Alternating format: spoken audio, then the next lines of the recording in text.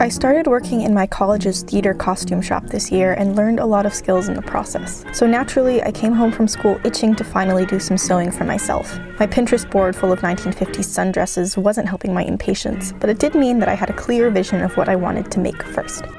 And that project was a Claire McCardell inspired 1950s ensemble. Claire McCardell was an American designer who rose to prominence in the late 1930s with her simple but very well cut and thoughtful women's garments. Unlike the less accessible haute couture of England and France, McCardell worked with sort of everyday fabrics like cotton and denim that were already used by the vast majority of the American public. Because of this relative accessibility, her clothing was extremely popular, especially with designs like the monastic dress, for which she rose to prominence in 1938, or her popover dress in 1943, which was so called because you as a hostess could pop it over or pop it on and wear it as something to both housekeep in and to host in.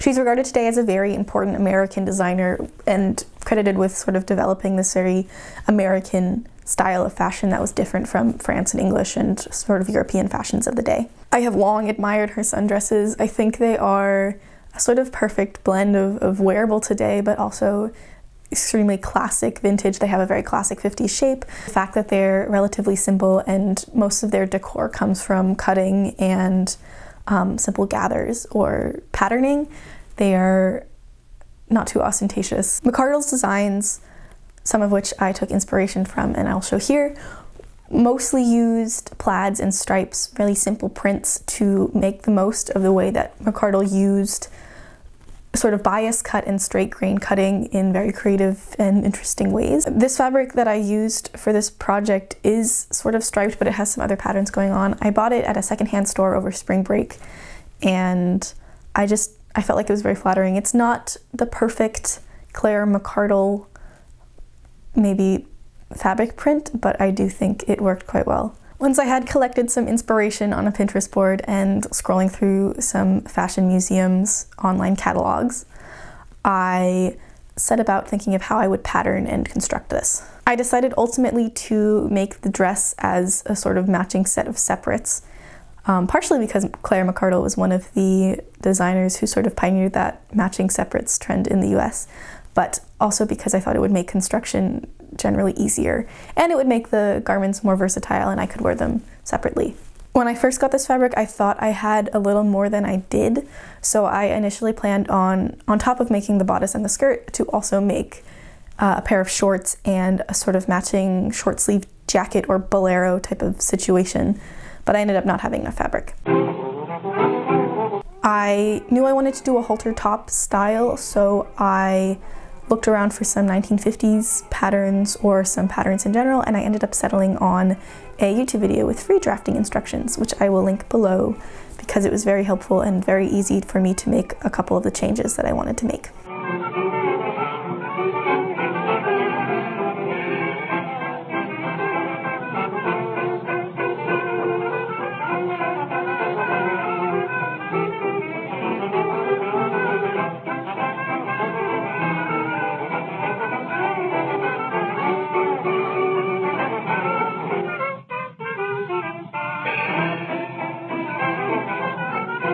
So I've decided to add some boning to the lining, which I'm working on right now. I made out of the seam allowance 2 bone casings in each side seam, and I think I might put one right down the middle, add a boning casing there, since I have some left over from some corsetry projects and stuff.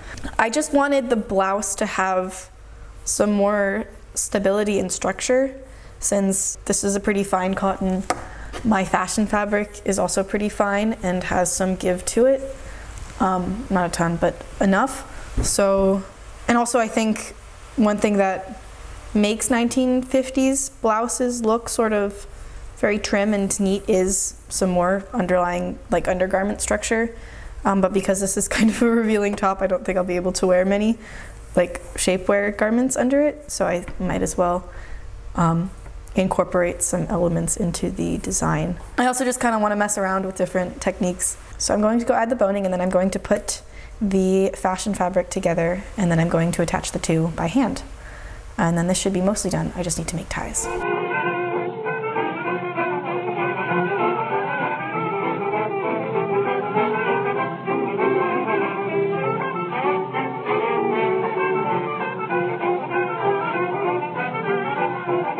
This is the front piece that goes under the bust.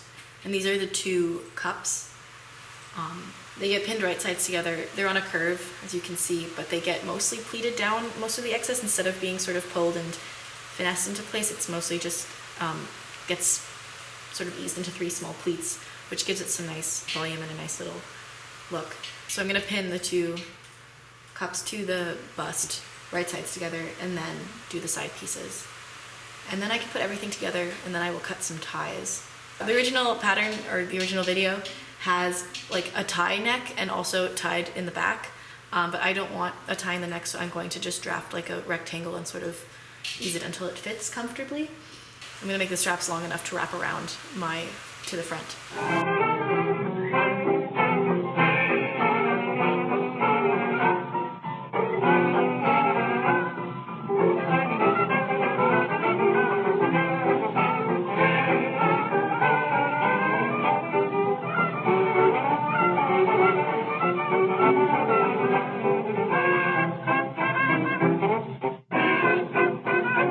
I was going to attach the lining into the outside fabric, and everything was looking fine and dandy until I realized that I put this on backwards.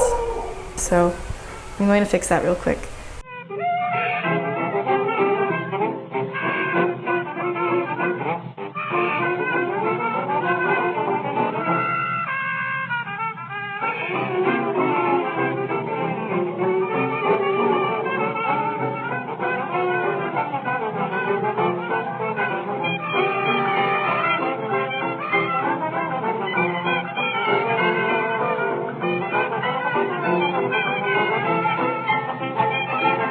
So I finished attaching the lining to the outside fabric yesterday.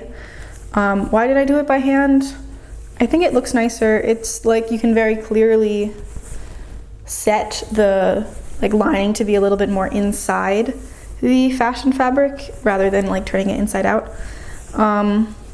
It's looking pretty good. All I have to do now is add the straps.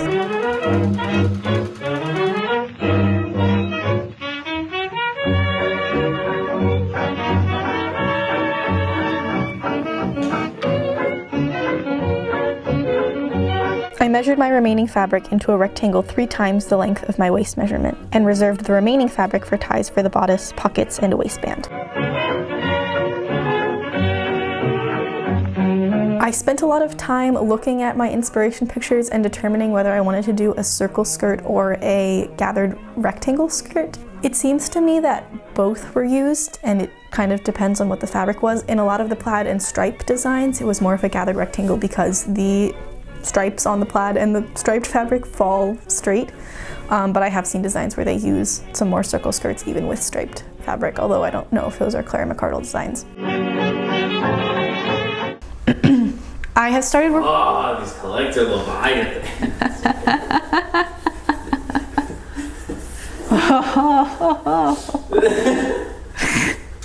As you can see behind me, I have finished the top.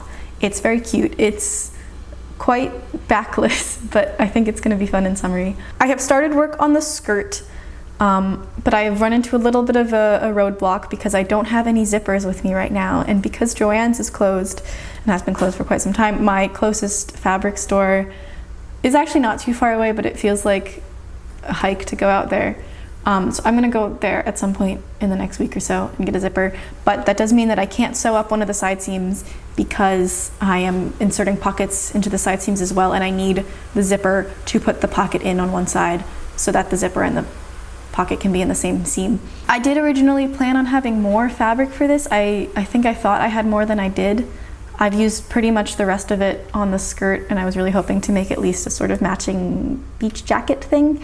But I think it'll be cute as a 2-piece set, and I can make a shirt out of something else, or like a sort of over jacket thing out of another fabric maybe one day. I'm cutting it to about 3 times my waist measurement, which hopefully should gather down into quite a poofy skirt. I don't have any petticoats to wear under this, but I think it'll still be quite floofy, which I hope will go well.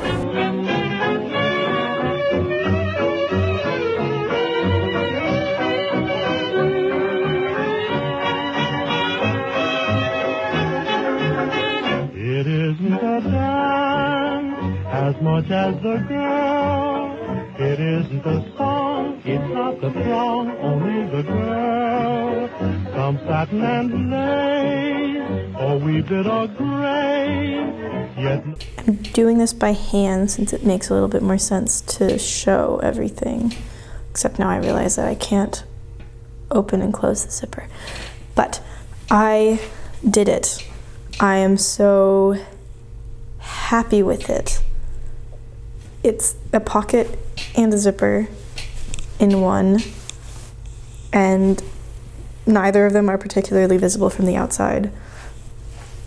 Oh, I'm going to finish all these seams. I'm going to flat fill them in any direction I see fit, honestly. I'll try to flat fill the ones by the pocket, close to the pocket, but it's a little bit more complicated than the other side seams, so I might just sort of be flat filling, however, just to have no raw edges visible, and I will be binding the pocket edge. I left a little bit of space at the top. Not sure if you can see, but I'll overlap that with a little overlap on the waistband and a button.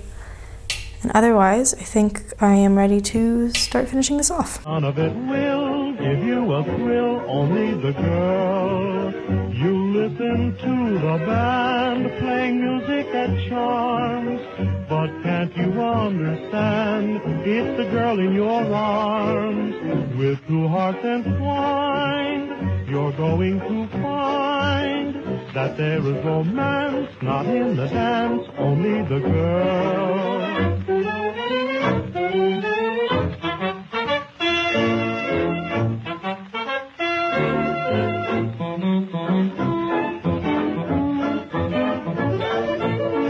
Without the top, I wasn't sure if I liked the skirt and the shape of it, but with the top and everything together, it's looking pretty much exactly how I want it. I think I might need to arrange some of the gathers a little bit more so that they fall in a little bit more uniform folds, but overall I'm quite happy with it.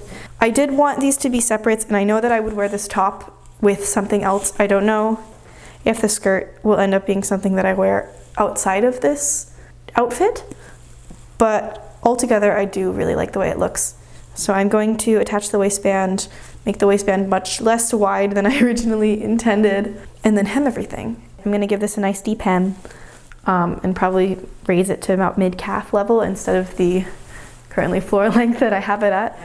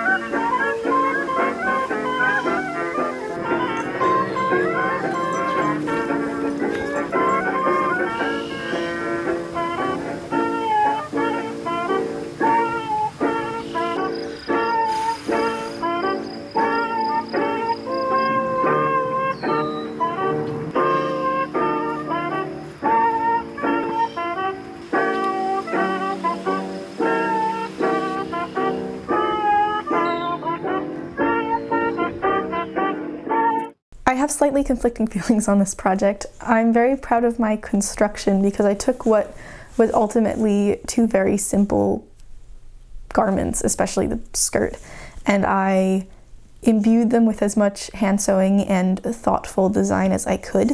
I'm really glad that I ended up adding a little bit of boning to the bodice. It really gives it structure where I think if I were to tie it as tightly without the boning, it would look a little bit wrinkled, and it does add a little bit of waist compression, which adds to that really nice 50s silhouette. I'm very glad that I took the time to do a lot of hand sewing for tasks that didn't explicitly need it. I especially am happy with the way in which I attached the fashion fabric to the lining.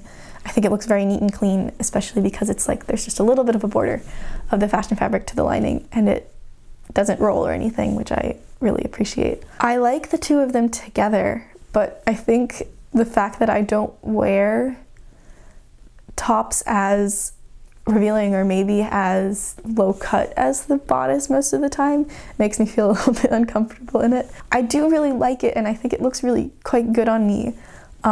Even though there is still a little bit of gapping in the front, I wasn't really sure how to fix that more than I did. I ended up adding a dart in the back of the sort of neck piece that I made, which ended up curving it more around my neck and decreased the gapping as much as I could. But there is still a little bit, so that adds a little bit to my maybe not discomfort, but just a little bit wariness maybe of it. But I do think it's super cute, and I think that the more that I wear it over time, the more comfortable I'll get in it. I'm not too happy with the skirt alone. I don't think it's the most flattering shape without the aid of the bodice sort of being there to match and pull it together, but I haven't really tried to wear it with anything else yet, so we'll see. I'm also not that big into skirts with loud-ish patterns. I have a couple floral skirts that I wear in the summer, but they are quite sort of subdued in color, so we'll see how I end up styling it. And I hope that I will be able to figure out some things to wear with it that are not the halter top bodice, because it is a nice skirt and it is made out of a nice cotton, so it will be quite breathable and also very protective of sun and sort of temperature because it's so long. I'm also really glad ultimately that I got to practice a lot of the skills I learned working in a theater costume shop this year. I have learned so much about garment construction, even though that is a sort of different type of garment construction, but I was able to really satisfyingly combine my penchants for like tiny machine stitches and lots of hand sewing with the sort of theater, let's make this very precise and well put together aspects of sewing. Thank you so much for watching. I hope you enjoyed. I really wish I could do more sewing for myself at college, but I live in a dorm that doesn't have space for a sewing machine, so I must make do over the summer. I hope you have a wonderful rest of your day, and I will catch you all later.